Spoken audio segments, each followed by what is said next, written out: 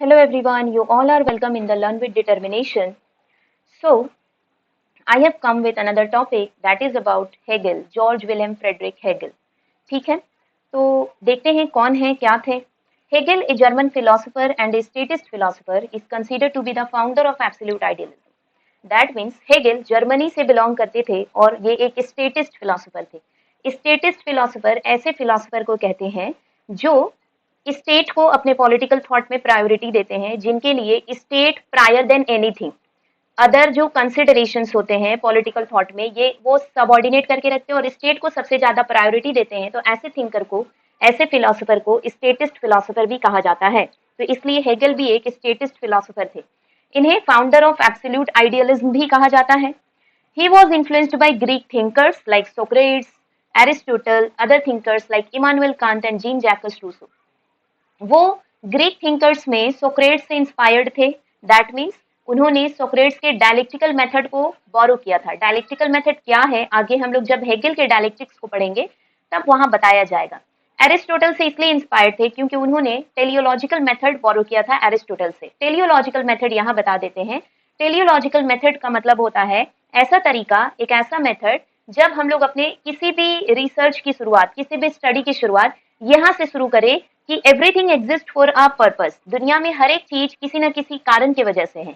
हर एक चीज का अपना एक वजूद होता है. दुनिया में कोई भी चीज क्यों ना हो, कुछ इवेंट ही क्यों ना हो, हर कुछ होने के पीछे कोई ना कोई कारण होता है. तो जब एक रीजन से अपनी स्टडी को शुरू करते हैं, एक पर्पस को जानने के मकसद से अपनी स्टडी को शुरू करते हैं, तो ये हमारा स्टडी का मेथड जो होगा वो टेलियोलॉजिकल मेथड कहलाएगा, जो एरिस्टोटल ने डिस्कवर किया था. और एरिस्टोटल के टेलियोलॉजिकल मेथड को हेगल ने बोरो किया था अपनी स्टडी को करने के लिए.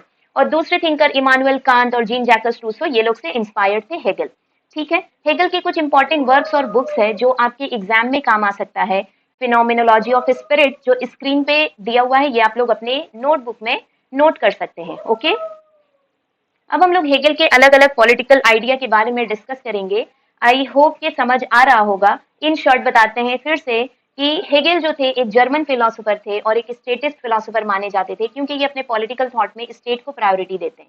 हेगल को एब्सोल्यूट आइडियलिज्म का फाउंडर भी माना जाता है. वो ग्रीक थिंकर जैसे सोक्रेट्स और एरिस्टोटल से इंस्पायर्ड थे. सोक्रेट्स से उन्होंने डायलेक्टिकल मेथड को बोरो किया था. एरिस्टोटल से उन्होंने टेलियोलॉजिकल मेथड को बोरो किया था. और भी कई थिंकर्स ने उन्होंने इंस्पायर किया, दैट इज इमानुएल कांट और जीन जैकस रूसो. हेगल के बुक्स के नाम यहाँ पे स्क्रीन में लिखा हुआ है. आप लोग अपनी बुक में, आप लोग अपने नोटबुक में इसे नोट कर सकते हैं. Okay, so now let us move ahead. Hegel's political thought, important concept and theories of Hegel. सबसे पहले आइडियलिज्म का थ्योरी आता है हेगल का. तो देखते हैं क्या है. आफ्टर प्लेटो, प्लेटो के बाद, as you all know, Plato is the greatest idealist thinker. Idealist thinker मतलब जो आइडिया को प्रेफर करे, जिनको लगे कि आइडिया इंपॉर्टेंट होता है फिजिकल रियलिटी से भी ज्यादा. आगे और एलाबोरेट करके समझाएंगे. तो प्लेटो के बाद हेगल जो थे मेजर प्रोपोनेंट थे आइडियलिज्म के. यानी प्लेटो के बाद अगर आइडियलिज्म को किसी ने फॉलो किया तो वो थे हेगल. अब क्या बता रहा है, ही बिलीव्स, यहाँ क्या लिखा हुआ है, ही बिलीव्स दैट, उनको ये लगता था कि true knowledge of everything in the world is deduced from idea of the thing. इनको लगता था दुनिया में अगर सच्चा नॉलेज हासिल करना है, ट्रू नॉलेज पाना है, तो शुरुआत यहाँ किससे होना चाहिए, आइडिया से शुरू होना चाहिए. जब हम लोग आइडिया से शुरू करेंगे तो हमें हर चीज का एक ट्रू नॉलेज देखने को मिलेगा. ओके, अब ये कैसे, फॉर एग्जाम्पल मान लो कि न्यूटन का लॉ है ना, एक एप्पल गिरता है तो उसने ग्रेविटी का कॉन्सेप्ट दुनिया के सामने रखा. तो हेगल के अगर माने, वो कहता है कि न्यूटन ने मतलब ये देखा कि फिजिकल रियलिटी है कि एप्पल गिर रहा है पेड़ से, ये तो एक रियलिटी है, लेकिन इसके पीछे, एप्पल गिरने के पीछे एक आइडिया था कि जमीन में, हमारे ग्राउंड में ग्रेविटी होता है, इसलिए ऊपर से चीजें जितनी भी गिरती है वो नीचे ही जाती है. तो उसी तरह अगर तुम किसी कॉन्सेप्ट को, यही न्यूटन के कॉन्सेप्ट को बच्चों को समझाओगे तो डायरेक्ट एप्पल गिरा कर नहीं दिखाओगे. पहले तुम आइडिया बताओगे ग्रेविटी क्या होता है. अब ग्रेविटी लोग जब बच्चे समझ जाएंगे तब उसको तुम प्रैक्टिकल करके दिखाओगे कि हाँ देखो ग्रेविटी का कॉन्सेप्ट समझ आ गया. अब प्रैक्टिकल करेंगे ना तो बच्चे इजिली उसको अडेप्ट कर लेंगे, इजिली उसको समझ जाएंगे. तो इसलिए हेगल का मानना है idea comes first, then comes physical reality. तो इसलिए हेगल का यहाँ क्या मानना है, हेगल बिलीव्स कि true knowledge of everything in the world is deduced from the idea of the thing. यानी हेगल का मानना है पहले किसी भी चीज को बनाने से पहले आइडिया दिमाग में आया, वो आइडिया को इंसानों ने फिजिकल रियलिटी में कन्वर्ट कर दिया, नॉलेज में कन्वर्ट कर दिया, तो आइडिया कम्स फर्स्ट। तो इसलिए idea of a thing is more important than the thing itself.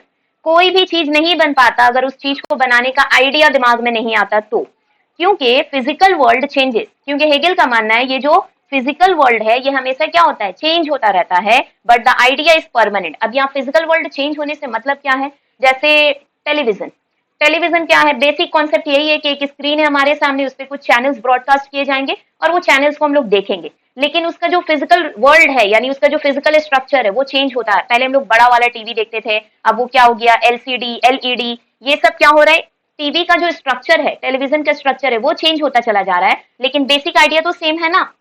तो ये बताया जा रहा है कि idea of a thing is more important than the thing itself, यानी किसी भी चीज को बनाने के लिए आइडिया ज्यादा इंपॉर्टेंट होता है, क्योंकि आइडिया नहीं होता वो चीजें भी बन नहीं पाती, क्योंकि फिजिकल वर्ल्ड चेंज होते रहते हैं कॉन्स्टेंटली लगातार, लेकिन आइडिया जो रहता है उसका बेसिक आइडिया वो परमानेंट रहता है। जैसे फोन का ही एग्जांपल ले लो, फोन का बेसिक आइडिया क्या है कि कॉल कर सकते हैं, बेसिक आइडिया यही से शुरू हुआ था, कॉल करना, कॉल कर सकते हैं और मैसेज कर सकते हैं, कॉल और मैसेज, ये बेसिक आइडिया। फोन अब जितना भी चेंज हो जाए फिजिकल स्ट्रक्चर, अब क्या हो रहा है, फ्लैट फोन आ रहा है, वो फोल्ड करने वाला फोन आ रहा है, तो फोन का स्ट्रक्चर चेंज होता चला जा रहा है, लेकिन इसका बेसिक आइडिया कभी चेंज हो रहा है, टेक्स्ट और मैसेज कर, टेक्स्ट और कॉल करना, बेसिक आइडिया वो हमेशा सेम ही रहेगा।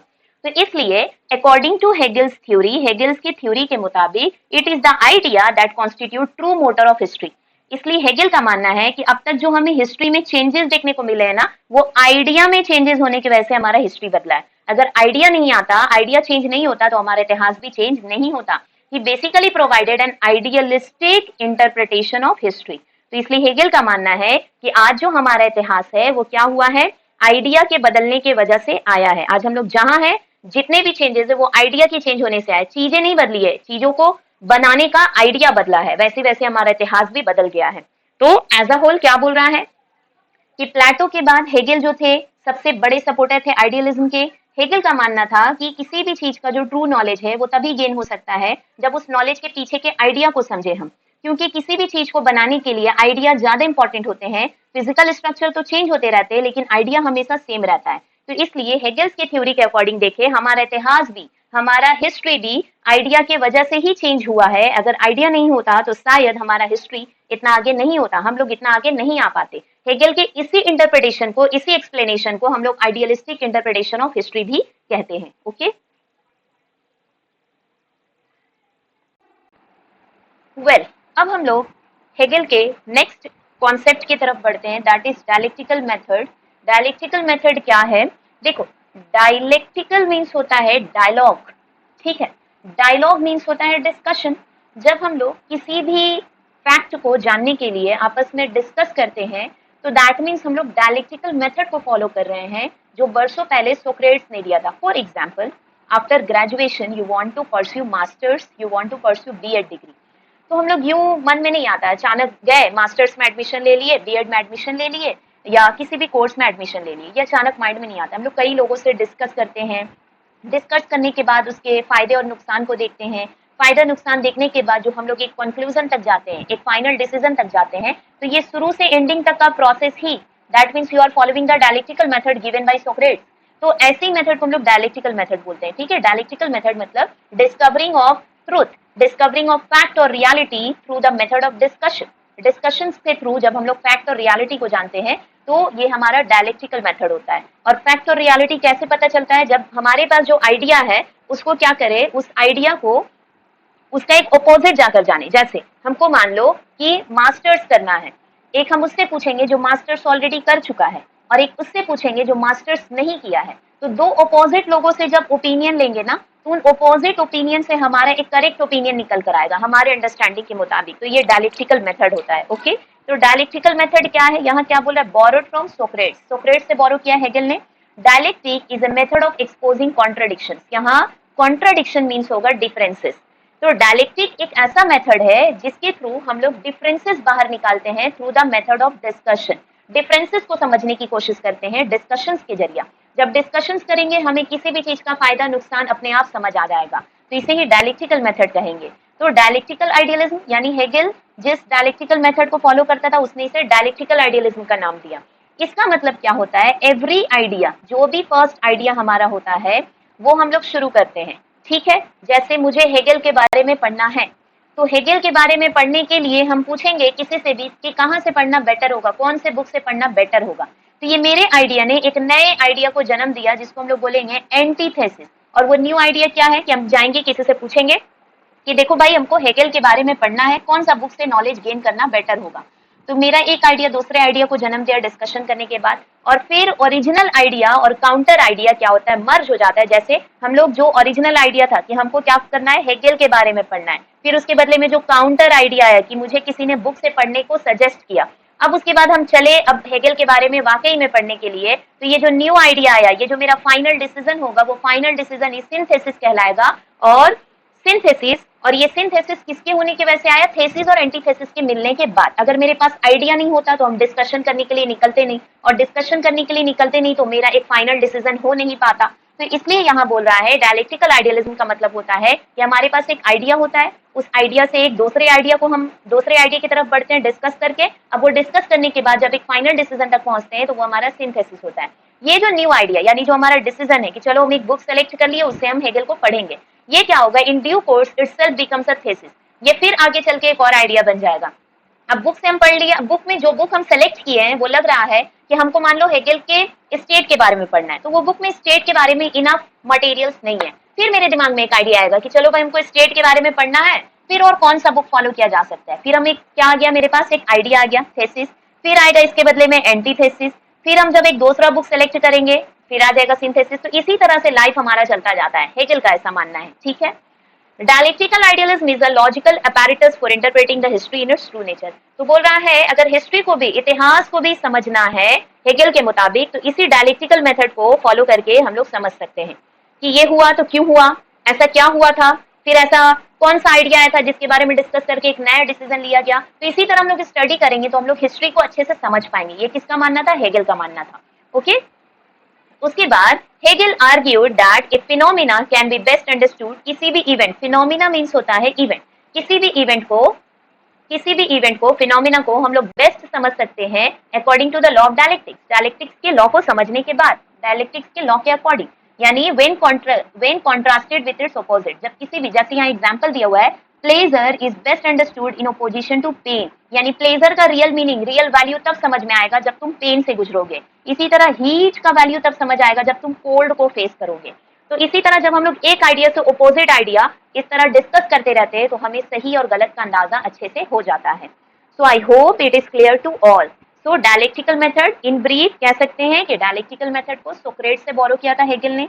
डायलेक्टिकल मेथड का मतलब होता है डिफरेंसेस को डिस्कवर करना, सही गलत को समझना डिस्कशन के मेथड के जरिए। तो इस तरह हेगेल जिस मेथड को फॉलो करते थे वो डायलेक्टिकल आइडियलिज्म कहलाता था। इसका मतलब हर एक आइडिया जो हमारे पास होता है उसके ओपोजिट एक दूसरे आइडिया को जन्म देता है डिस्कशंस जब हम लोग करते हैं तो, और वही हमारा आइडिया जब आपस में मर्ज होते हैं तो हम एक नए डिसीजन लेते हैं जो सिंथेसिस कहलाता है। इस तरह dialectical method step by step follow होता है, पहले thesis, then antithesis, then synthesis, okay. Now let us move to the next idea, that is Hegel's theory of state, most important। अगर आप लोग 5th सेमेस्टर में हैं तो ये आपका CC 11 से क्वेश्चन होगा, हेगल्स थ्योरी ऑफ स्टेट। अगर आप यूजीसी नेट का प्रिपरेशन कर रहे हैं तो पूरा ओवरऑल टॉपिक ही सारा इंपॉर्टेंट है। तो आप समझते हैं हेगल्स थ्योरी ऑफ स्टेट क्या है, देखो। So now let us move to the Hegel's theory of state, ठीक है। Hegel's theory of state, Hegel's theory of state is rooted in the axiom। axiom means एक कहावत, एक कहावत से, एक कोटेशन से शुरू करते हैं। वो क्या है, what is rational is real and what is real is rational। ये कोटेशन कुछ लोगों ने सुना होगा। अब एग्जैक्ट मीनिंग इसका समझो होता क्या है। यहाँ होगा what is rational, rational means यहाँ होगा रीजन। जिस चीज के पीछे रीजन होता है वही चीजें रियल होती है, और जो चीजें रियल होगी उसके पीछे जरूर कोई ना कोई कारण होगा। जैसे यहाँ क्या हो रहा है, it means whatever exist in the world is according to reason. दुनिया में जितनी भी चीजें हैं ना, दुनिया में जितनी भी चीजें हैं उसके पीछे कोई ना कोई कारण है।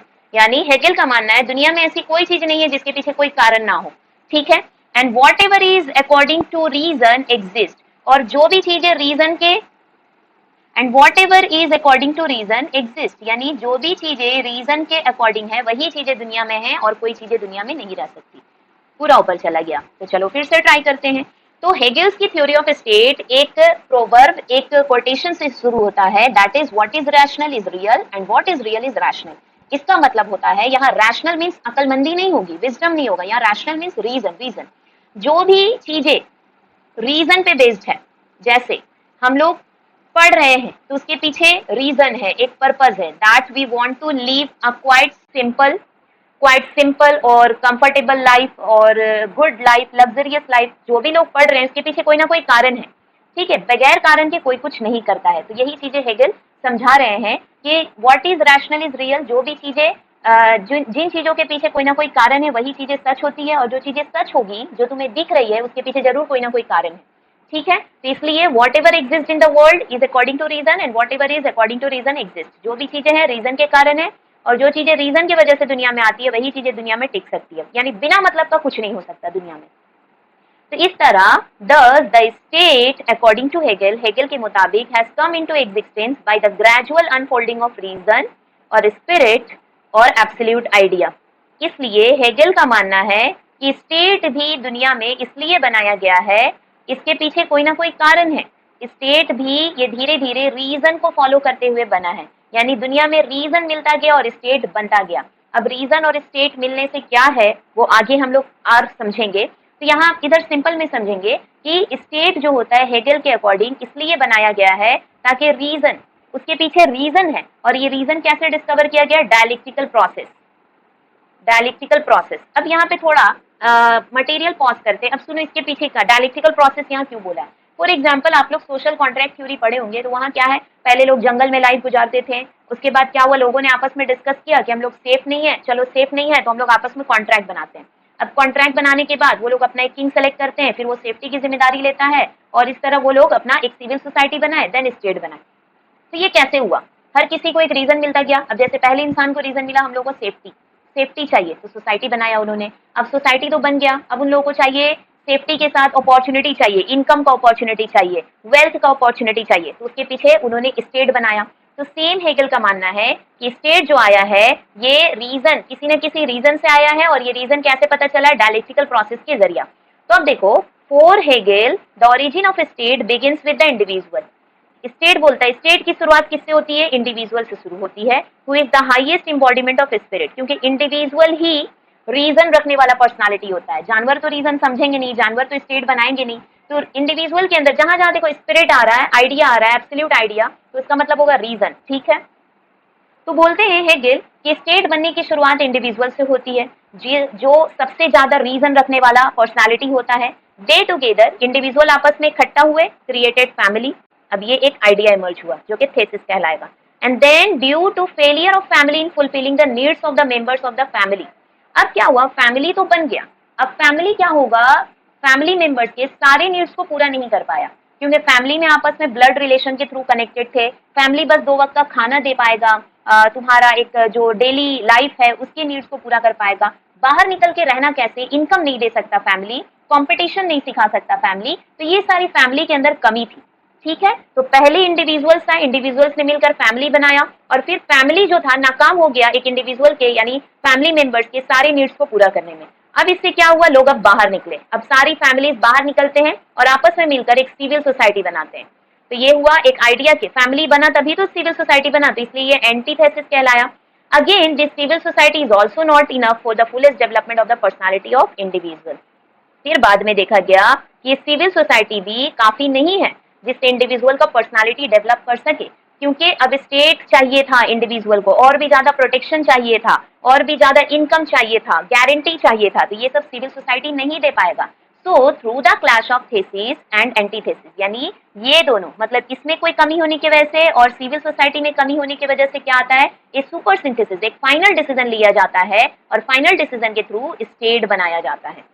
आई होप कि क्लियर हो गया होगा। फिर से एक बार चलते इन ब्रीफ कि हेगल का जो थ्योरी है वो एक कोटेशन से शुरू होता है, जिस कोटेशन का मतलब होता है कि दुनिया में हर एक चीज किसी न किसी कारण के वजह से होता है, किसी न किसी कारण से होता है। तो इसलिए हेगेल का भी मानना है स्टेट को भी किसी न किसी कारण के लिए बनाया गया है, किसी वजह से बनाया गया है। और ये वजह कैसे पता चला? एक डायलेक्टिकल प्रोसेस के थ्रू, आपस में डिस्कशन करने के थ्रू। तो इस तरह स्टेट बनने की शुरुआत सबसे पहले इंडिविजुअल से होती है, जो कि रीजन रखने वाला पर्सनालिटी होता है। इंडिविजुअल्स आपस में मिलते हैं, फैमिली बनाते हैं, फिर फैमिली में कुछ कमी होती है, फैमिली हर नीड्स पूरा नहीं कर पाता है, तो सब फैमिलीज बाहर निकलकर सिविल सोसाइटी बनाते हैं। फिर ये सिविल सोसाइटी भी काफी नहीं होता है एक इंडिविजुअल को प्रॉपर डेवलप करने के लिए, तो इसलिए फैमिली और सिविल सोसाइटी दोनों मिलकर एक फाइनल डिसीजन लिया जाता है जो कि स्टेट कहलाता है। ओके, आई होप कि हेगल्स थ्योरी ऑफ स्टेट ओरिजिन था ये क्लियर हुआ होगा। अब हम लोग बढ़ेंगे कैरेक्टरिस्टिक्स की तरफ। कैरेक्टरिस्टिक्स क्या है? देखो ये बहुत जरूरी है। अब यहाँ क्या बता रहा है कि स्टेट जब बना तो उसके अंदर क्या क्या क्वालिटीज थी, क्या क्या कैरेक्टरिस्टिक थे या नेचर क्या थे। Nature, characteristics that is same. तो सबसे पहले बोलते हैं state is of divine origin या फिर मार्च ऑफ गॉड ऑन अर्थ। इसका मतलब होता है कि स्टेट को क्या हुआ है, गॉड के जरिए अपॉइंट किया गया है। ये तो सिंपल अंडरस्टैंडिंग है। यहाँ बोल रहा है it is divinely ordained growth of absolute idea और रीजन होगा यहाँ। तो स्टेट के लिए स्टेट का बनना तय था, क्योंकि गॉड की तरफ से ये अपॉइंटेड था, ये फिक्स था कि स्टेट जो होगा ये रीजन और आइडिया को फॉलो करते करते एक दिन बनेगा। तो स्टेट डिवाइन ओरिजिन है, यानी गॉड की तरफ से ये फिक्स किया गया था कि एक ना एक दिन स्टेट बनेगा। उसके बाद हेगल वॉज द स्टेटिस्ट, यानी वो स्टेट को प्रेफर करता था, स्टेट को प्रायोरिटी देता था। Because in his philosophy state is not a means but it is an and in itself. अब देखो ये मीन्स और एंड का मामला क्या होता है। मीन्स मतलब होता है जरिया और एंड मतलब होता है एम या मकसद। तो यहाँ बोल रहा है, हेगल का मानना है कि स्टेट किसी का बेटर लाइफ देने का जरिया नहीं है, स्टेट अपने आप में एंड है, यानी अपने आप में कंप्लीट है। यानी यहाँ बोलेंगे स्टेट किसी पे डिपेंडेंट नहीं है, लोगों को स्टेट पे डिपेंडेंट रहना चाहिए। फॉर एग्जाम्पल हम लोग अगर मान लो आईएएस बनने का शौक रखते हैं, आईएएस बनना चाहते हैं, तो हमारा एम क्या होना चाहिए कि आईएएस के पोस्ट पर जाकर हमारे देश का भला करें, हम लोग अपने देश का भला करें। तो जब हम पोस्ट पे जाकर देश का भला कर रहे हैं तो यहाँ स्टेट के लिए हम लोग क्या कर रहे हैं, काम कर रहे हैं। और अगर वही पोस्ट पे जाकर हम लोग अपना भला कर रहे हैं, दैट मीन्स खुद का लग्जरियस लाइफ पे ज्यादा फोकस कर रहे हैं उस पोस्ट पे जाने के बाद, तो यहाँ हम स्टेट को क्या कर लिए, एक मीन्स बना लिए, एक जरिया बना लिए अपने इंटरेस्ट को पूरा करने के लिए। वही हेगल इसी बात के खिलाफ है। हेगल बोलता है स्टेट कोई मीन्स नहीं है, स्टेट को ये नहीं कि तुम अपने मतलब के लिए इस्तेमाल करो, स्टेट अपने आप में कंप्लीट होता है, तुमको स्टेट पे डिपेंडेंट रहना चाहिए। यहाँ देखो आगे और एलाबोरेट कर ही दिया गया है, individual exist for the state not vice versa. यानी इंडिविजुअल स्टेट के लिए आया है, स्टेट इंडिविजुअल के लिए नहीं आया। तो इसलिए इंडिविजुअल को स्टेट पे डिपेंडेंट रहना चाहिए, ना कि स्टेट इंडिविजुअल पे डिपेंडेंट रहेगा। ओके, फॉर हेगल, हेगल के लिए द होल स्टेट यानी पूरा का पूरा स्टेट जो होता है वो ज्यादा इंपॉर्टेंट होता है इंडिविजुअल्स। ऊपर से ऑलरेडी समझ आ रहा था कि स्टेट को ज्यादा वो प्रेफर करता है, तो इसलिए बोला स्टेट ज्यादा इंपॉर्टेंट होता है, इंडिविजुअल्स उतने इंपॉर्टेंट नहीं होते हैं। उसके बाद स्टेट इज इनफेलिबल। इनफेलिबल मतलब जिससे कोई गलती ना हो सके। वो बोलता है कि स्टेट से कभी कोई गलती नहीं हो सकता। ओनली स्टेट नो, सिर्फ स्टेट को पता है what is better for an individual, यानी individual has no right to advise the state. Individual के पास कोई हक नहीं बनता है कि वो स्टेट को क्या करे, एडवाइस दे। सारा का सारा प्रायोरिटी हेगल ने यहाँ स्टेट को ही दिया। आई होप कि हेगल के बारे में जो भी पढ़ाया गया है वो क्लियर हो गया होगा। तो अगर किसी भी तरह का क्वेश्चंस या डाउट आता है तो आप लोग कमेंट सेक्शन में लिख सकते हैं। और अगर आप चाहते हैं किसी भी टॉपिक पे वीडियो बनाया जाए तो please suggest in the comment section. और जो लोग नए हैं प्लीज सब्सक्राइब द चैनल। और अगर आपको वीडियो अच्छा लगा, अगर कुछ भी थोड़ा सा भी समझ आया हेगल के बारे में, don't forget to click the like button. Okay, thank you everyone.